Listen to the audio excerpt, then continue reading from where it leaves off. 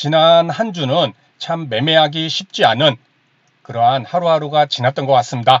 일단 표면적으로는 기사를 통해서 봤을 때는 이 계속된 인플레이션을 잡기 위한 이 연준의 금리 인상과 관련된 그런 매파적인 코멘트로 인해서 시장이 좀 조정이 나오고, 또 거기에 갖다 붙인 거는 그동안 상승을 만들었던 이런 외국인과 기관들의 차익 실현 매물이 나옴에 따라 주가가 조정을 받고 있다. 이러한 내용으로 인해서 지수가 하락하는 그러한 모습을 좀 보여줬습니다. 우리가 이런 기사를 통해서 주가 지수의 움직임을 파악하는 것은 매우 어렵습니다. 왜냐하면은 그런 기사가 어떨 때는 상승의 재료로 되기도 하고, 또 어떨 때는 하락의 재료로 되는 그런 양면성을 분명히 띠고 있기 때문에 해석하기에 따라서 그런 기사들의 내용들이 상승과 하락의 재료로 사용될 수가 있기 때문입니다. 그렇게 우리가 그러한 내용으로 통해서 주가 지수를 예측을 하는 것은 매우 어렵죠. 그렇죠? 주가 지수를 예측한다는 것은 매우 어렵고, 우리 개인 투자자들이 그나마 할 수 있는 것은 지수의 움직임을 이런 차트적인 부분, 아까 얘기했던 그런 기사적인 부분, 또 수급적인 부분을 통해서 우리가 흐름을 보며 대응을 하는 것이 가장 최선의 방법이 아닌가, 이런 생각을 해봅니다. 자, 그래서 그러한 관점에서 오늘은 우리 주가 지수를 이 5일 이평선과 21 이평선이라는 이 차트의 이평선을 통해서 우리가 대응을 어떻게 해야 되는지 그 기본적인 내용을 먼저 살펴보고, 그리고 나서 코스피와 코스닥의 일봉 차트를 통해서 우리가 현재 시점이 어떤 모습인가, 거기에 대해서 살펴보는, 공부해보는 시간을 갖도록 하겠습니다. 자, 주가지수 코스피 코스닥에서 이 5일선과 21이평선, 21일선이 중요점, 이 스윙 투자 관점에서 한번 살펴볼 텐데, 먼저 우리가 차트에서 이 선도 세력의 의도를 분명히 파악을 하는 것에 노력을 해야 될 것입니다.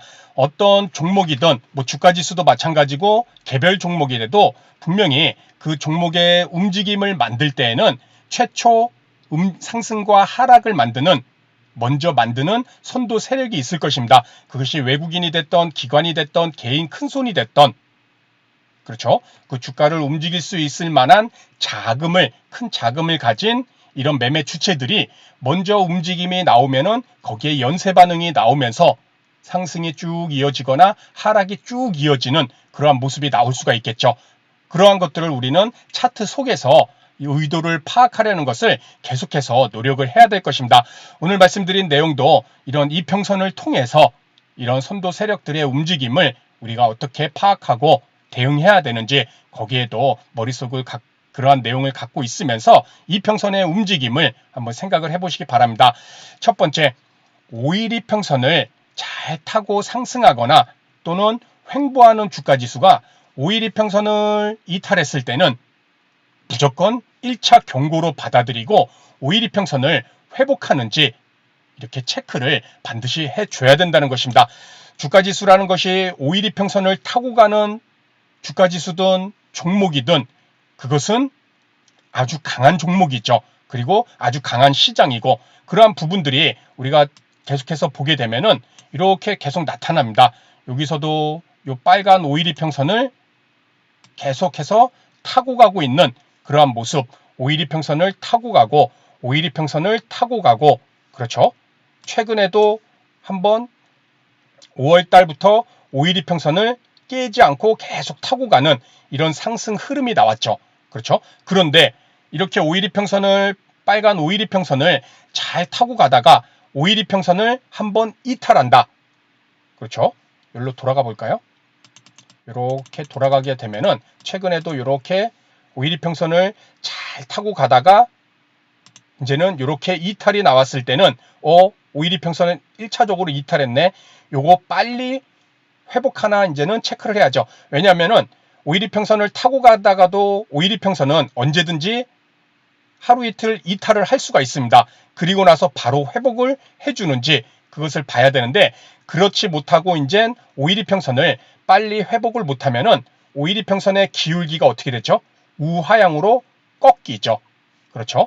꺾였을 때는 이제 5일 이평선이 이제 저항이 돼서 돌파를 못하는 그러한 움직임이 나와줄 수 있기 때문에 1차적으로는 이렇게 5일2평선을 주가가 이탈했을 때는 1차 경고로 받아들이고, 두 번째, 주가지수가 5일2평선을 이탈하고 21일평선마저 우하향으로 이탈한다면 이때부터는 2차 경고로 받아들이고, 과감한 매수의 관점 또는 수익을 내기 위한 매매가 아닌 지키기 위한 매매나 쉬어가는 매매가 필요한 시점이라는 것입니다. 자, 우리 코스피도 차트를 좀 키워볼까요? 우리 코스피도 이렇게 지난주였죠. 지난주 수요일 날 이렇게 21일평선을 파란 21일평선을 우하향으로 이탈하는 그러한 모습이 나왔습니다. 그렇죠. 여기죠. 이렇게 이탈하고 우하향하는 모습이 나와줬는데, 이렇게 21일평선마저 이탈하고 이제는 주가가 21일평선을 빨리 회복을 못하고 있죠. 그렇죠. 그렇게 회복을 못할 때는 이제 3번으로 넘어갑니다. 2번 이후 주가가 21일평선마저 이탈한 이후 2, 3일 이내에 재상승이 나오지 않아 5일2평선이 21일평선을 하향 이탈, 데드크로스한 후 짧은 시간 안에 21일평선을 재돌파하지 못한다면 21일평선은 저항이 될 수 있음을 미리 머릿속에 우리는 생각을 해두고 있어야 됩니다. 자, 지금 코스피 일봉 차트도 주가가 5일2평선 이탈, 21일평선 이탈, 그리고 이제는 아직은 기회가 있지만은 2, 3일 동안 지금 21일평선을 회복하지 못하는 그러한 모습이 나와주고 있죠. 이 파란 21일평선을 회복하지 못하는 모습. 그렇다 보면 이 빨간 5일2평선이 이제 기울기를 우하향으로 내려오는 그러한 상황에서 파란 21일평선을 어떤 모습이죠? 그렇죠. 빨간 이평선이 파란 21일평선을 우하향으로 뚫고 내려오는 데드크로스가 이제 월요일부터 이미 금요일날 나왔죠. 데드크로스가. 그렇죠. 데드크로스가 이렇게 나올 수 있다는 것입니다. 데드크로스가 나온다는 것은 이 5일2평선을 짧은 5일 동안에 매매했던 그런 매매 물량들이 이제는 손실로 전환이 되고, 또 21일평선마저 이탈했다는 것은 단기적으로 외국인이든 기관이든 개인 큰손 세력이든 선도 세력들이 이미 매도로 일관되게 매매를 하고 있다는 것이죠.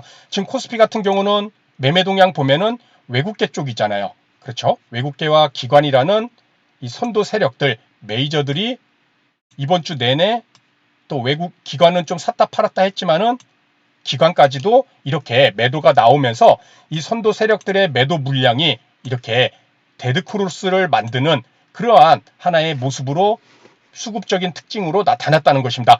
자, 그래서 이러한 상황에서는 빠르게 이 2, 3일 동안에 21일평선을 회복하지 못한다면은 요런 모습처럼, 그렇죠? 요렇게 돌아갔을 때 요렇게 이탈하고 데드크로스가 나오죠. 빨간 5일2평선이 파란 21일평선을 우하향으로 이탈하는 데드크로스가 나오고, 상승이 나오더라도 이제 파란 21일평선이 이런 식으로 저항이 될 수가 있다는 것입니다. 이것까지 우리는 머릿속에 이젠 갖고 있어야 되는 그러한 상황까지 와 있다는 것이죠. 여기서 재상승이 나오더라도 파란 21일평선을 돌파하지 못할 수도 있는 그런 최악의 상황이 우리는 고려를 해놓고 있어야 된다는 것입니다. 자, 3번과 같은 상황이 나왔을 때는 지금과 같은 코스피에서의 모습이죠. 3번과 같은 상황, 5일2평선이 21일평선을 데드크로스하는 그런 상황이 나오고, 다시금 2, 3일 안에 21일평선을 회복하지 못하는 그런 상황이 나왔을 때는 상승을 미리 예측하지 말고 단기 저점을 어디서 만드는지 지켜보는 여유 있는 매매가 지금 코스피에서는 필요한 시점이라는 것입니다. 야, 이만큼이나 빠졌네? 무조건 들어가야지. 이것이 아니라 어디서 저점을 만들고 1차적으로 5일2평선을 먼저 회복을 해주는 그러한 시점까지, 5일2평선을 회복한다 하더라도 그 위에, 머리 위에 파란 21일평선이 또 저항이 될 수도 있기 때문에 지금 시점은 코스피 차트로만 봤을 때는 조금은 보수적으로 우리가 볼 필요가 있다는 것입니다. 과감한 매수가 아닌, 매매를 하더라도 매수 비중을 줄여주고 그렇죠. 현금을 어느 정도 갖고 있고 이런 식으로 보수적인 전략이 필요하다는 것입니다. 물론 지금 올해 초부터 시작된 상승 흐름이 이 파동상의 흐름이 아직은 뭐 죽은 모습은 아니죠. 그렇죠. 저점도 계속 높여가고 있고 코스피는 고점도 계속 높여가고 있고 다만 이렇게 5일이평선을 이탈하는 그러한 모습이 처음부터 나왔을 때는 1차 경고로 받아들이고 여기서 과감한 매수가 아닌 이젠 21이평선도 이탈하고 데드크로스까지 나온 시점이기 때문에 어디서 저점을 요 추세 라인을 다시 한번 저점으로 만들 것인지 밀린다면 이러한 저점을 우리가 충분히 보고 들어가더라도 늦지가 않기 때문에 이런 차트적인 모습에서 이 선도 세력, 외국인과 기관 개인들의 개인 큰손들의 선도 세력의 의도를 이 5일이평선과 21이평선을 통해서 꼭 한번 스스로 판단을 해보시기 바랍니다. 그러한 관점에서 코스닥 같은 경우는 아직 파란 21이평선을 지켜주고는 있죠.